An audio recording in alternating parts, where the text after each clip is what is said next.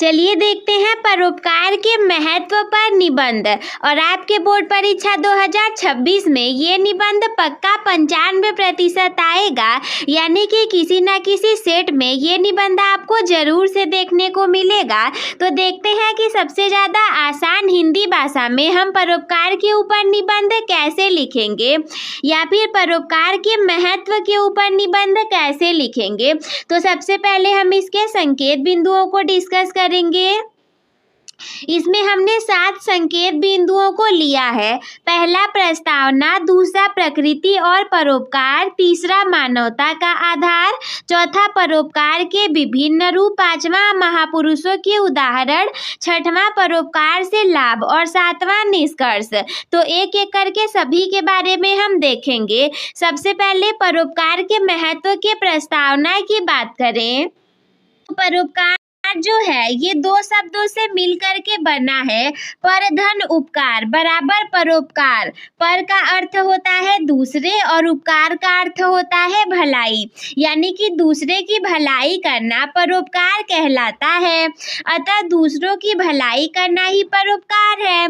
जब हम बिना किसी स्वार्थ के, बिना किसी लालच के किसी दुखी, असहाय या फिर जरूरतमंद व्यक्ति की मदद करते हैं तो वही सबसे सच्चा परोपकार होता है। यहाँ तो लोग एक मदद नहीं करेंगे और 50 फोटो खिंचवा लेंगे, लेकिन जब आप बिना किसी स्वार्थ के किसी की मदद करेंगे तो वो आपका सच्चा परोपकार कहलाएगा। ईश्वर ने मनुष्य को बुद्धि और भावनाएं दी हैं। क्यों? ताकि वो न केवल अपने लिए जिए बल्कि दूसरों के दुखों को भी कम करने का प्रयास करे। इसके बाद दूसरा हेडिंग हमारा आ जाता है कि प्रकृति और परोपकार। तो यदि हम अपने चारों ओर देखेंगे तो प्रकृति परोपकार का सबसे बड़ा उदाहरण है। प्रकृति का कण-कण दूसरों की सेवा में लगा हुआ है। जैसे कि नदियाँ हम जानते हैं कि कभी भी अपना जल स्वयं नहीं पीती हैं, लेकिन वे प्यास को बुझाने का कार्य करती हैं। जितने भी लोग प्यासे रहेंगे उनकी प्यास को बुझाने में नदियाँ सहायता करेंगी और खेतों को सींचने के लिए बहेंगी। नदी कभी भी अपना पानी नहीं पीती परंतु परोपकार करती है, यानी कि दूसरों प्यासे व्यक्तियों के लोगों को प्यास बुझाने में मदद करती है। दूसरा है वृक्ष। पेड़ कभी भी अपने फल स्वयं नहीं खाते हैं, वो दूसरों को मीठे फल और शीतल छाया देते हैं। और हम क्या करते हैं, इंसान लोग सोचेंगे कि जिस चीज़ से हमें फायदा नहीं वो काम भला हम क्यों करने जाएं, लेकिन वृक्ष ऐसा नहीं करते। वो तो अपनी छाया कभी भी स्वयं नहीं लेते, ना ही वो अपना फल कभी खुद खाते हैं। वो वाला आप लोग दोहा सुने हैं ना, वृक्ष कबहु नहीं फल भखै, नदी न संचय नीर, परमारथ के कारणे साधुन धरा शरीर। वृक्ष कबहु नहीं फल भखै, यानी कि वृक्ष कभी भी अपना फल नहीं खाता है, वो दूसरों को मीठे फल और शीतल छाया प्रदान करता है। नदी न संचय नीर, यानी कि नदी कभी भी अपना पानी नहीं पीती बल्कि वो दूसरों की प्यास बुझाती है। परमारथ के कारणे साधुन धरा शरीर, यानी कि दूसरों की सेवा करने के लिए ही हमारा शरीर बना हुआ है। यदि सूर्य की बात करें तो सूर्य बिना किसी भेदभाव के पूरी दुनिया को रोशनी और ऊर्जा देता है। वो कदापि किसी में भेदभाव नहीं करता। अगला है बादल। बादल स्वयं के लिए नहीं बल्कि धरती की प्यास बुझाने के लिए बरसते हैं। और यदि प्रकृति परोपकारी न होती तो पृथ्वी पर जीवन का अस्तित्व ही समाप्त हो जाता, यानी कि अस्तित्व तभी तक है जब तक लोग एक दूसरे की सहायता कर रहे हैं और परोपकार जिंदा है। अगला है मानवता का आधार। परोपकार ही वो गुण है जो कि मनुष्य को पशुओं से अलग बनाता है। पशु केवल अपना पेट भरने की चिंता करते हैं, लेकिन मनुष्य वो है जो कि दूसरों के काम में आता है। अगर आप भी पशुओं की तरह केवल अपने पेट के बारे में सोचेंगे तो फिर आप में और पशुओं में कोई अंतर न रह जाएगा। परोपकार ही वो गुण है जिसके वजह से मनुष्य और जो जानवर हैं वो अलग होते हैं। हम जानते हैं मैथिली शरण गुप्त ने भी ठीक ही कहा है कि वही मनुष्य है कि जो मनुष्य के लिए मरे, जो इंसान की हेल्प करेगा वही सच्चा ह्यूमन होता है। इसके बाद नेक्स्ट आपका हेडिंग है कि मानवता का सच्चा धर्म किसी विशेष पूजा पाठ में नहीं होता, बल्कि किसी गिरते हुए को सहारा देने और किसी रोते हुए के आंसू पोंछने में है। जो व्यक्ति केवल अपने सुख सुविधाओं के बारे में सोचता है उसका जीवन व्यर्थ माना जाता है। यदि केवल अपने बारे में सोचते रह गए तो समझ जाओ जीवन व्यर्थ ही है, परंतु यदि किसी एक इंसान की भी मदद कर दी तब जीवन सफल हो जाएगा। परोपकार के विभिन्न रूप भी होते हैं। परोपकार करने के लिए धनवान होना जरूरी नहीं है, इसके कई तरीके होते हैं और हम कई तरीके से परोपकार कर सकते हैं, जैसे कि धन के द्वारा गरीब बच्चों की शिक्षा में मदद करना, बीमारों को दवाएं दिलाना और भोजन दान करना, ये सारी चीजें परोपकार में आ जाएंगी। इसके बाद आपका शारीरिक सेवा आ जाएगा, जैसे कि मदर टेरेसा थी, किसी अंधे व्यक्ति को रास्ता पार करा देना, बीमारों की सेवा करना या फिर श्रम दान करना, यानी कि अगर किसी की तन से मदद करें तो वो भी आपका शारीरिक सेवा में आएगा।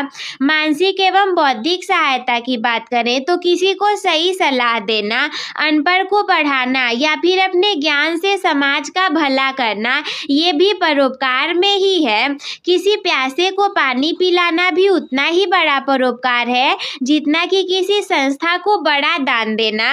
यदि आप किसी संस्था को बहुत ज़्यादा पैसे दान देते हैं और किसी प्यासे व्यक्ति को पानी पिलाते हैं तो दोनों ही चीज़ें बराबर रहेंगी।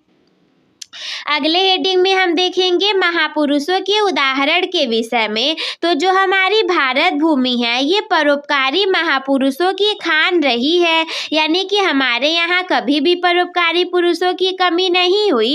इतिहास गवाह है कि कई लोगों ने दूसरे के लिए अपना सर्वस्व न्यौछावर कर दिया। जैसे कि हमारे पास बहुत सारे लोगों के उदाहरण हैं। महर्षि दधीची, आपने सुना ही होगा, इन्होंने असुरों के संहार और देवताओं की रक्षा के लिए अपनी हड्डियां भी दान कर दी थी। तो ये महर्षि दधीची जी थे और ये परोपकार ही है।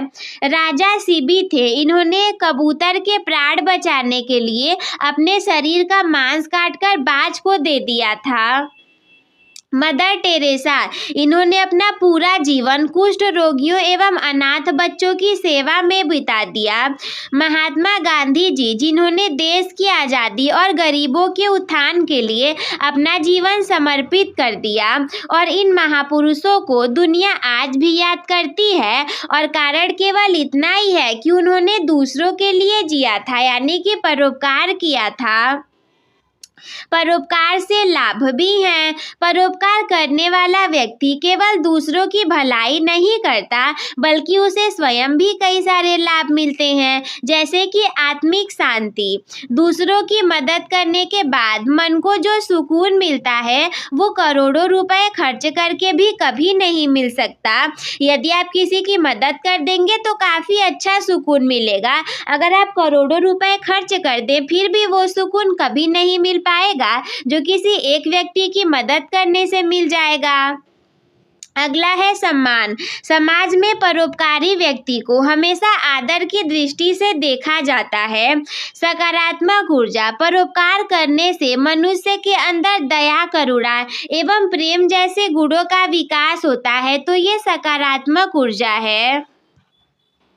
अगला है कि ईश्वर की कृपा। कहा जाता है कि जो व्यक्ति ईश्वर के बनाए हुए जीवों की सेवा करता है ईश्वर उस पर हमेशा प्रसन्न रहते हैं। अब इसमें सच्चाई है या नहीं ये तो नहीं पता, लेकिन हाँ ऐसा कहा जाता है।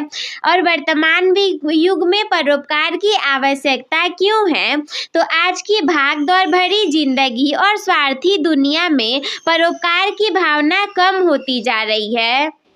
लोग जो हैं ये केवल मैं और मेरा परिवार तक सीमित हो गए हैं। ईर्ष्या, द्वेष और नफरत बढ़ रही है और ऐसे समय में परोपकार की और भी अधिक आवश्यकता है। यदि समाज का हर व्यक्ति थोड़ा थोड़ा योगदान देगा तो दुनिया से गरीबी, अशिक्षा एवं दुख काफी हद तक कम किए जा सकते हैं। परंतु इसके लिए सबको साथ आना पड़ेगा, लेकिन साथ आना तो इतना आसान नहीं है। सबसे आखिरी हेडिंग होगा निष्कर्ष के विषय में। तो परोपकार ही जीवन का सार है। जैसे चंदन खुद घिस करके दूसरों को सुगंध देता है, वैसे ही मनुष्य को भी परोपकार के मार्ग पर चलना चाहिए। हमारा जीवन तभी सार्थक है जब हम किसी के काम में आ सके। और याद रखना चाहिए कि मृत्यु के बाद हमारा धन दौलत यही रह जाएगा, लेकिन हमारे द्वारा किए गए अच्छे कर्म और परोपकार हमेशा जीवित रहेंगे। इसीलिए अंततः निष्कर्ष के रूप में हमें अपने सामर्थ्य के अनुसार दूसरों की मदद करने का संकल्प लेना चाहिए एवं दूसरों के चेहरे पर मुस्कान लाना ही जीवन की सबसे बड़ी उपलब्धि है। तो आई होप मेरे प्यारे दोस्तों कि परोपकार के ऊपर ये जो निबंध था ये आप सभी को कम समय में अच्छे से समझ में आ गया होगा, क्लियर भी हो गया होगा। तो हम मिलते हैं आपसे किसी अगले वीडियो में, तब तक के लिए धन्यवाद। मस्त रहिए, स्वस्थ रहिए, व्यस्त रहिए, आप सभी हंसते खेलते और मुस्कुराते रहिए।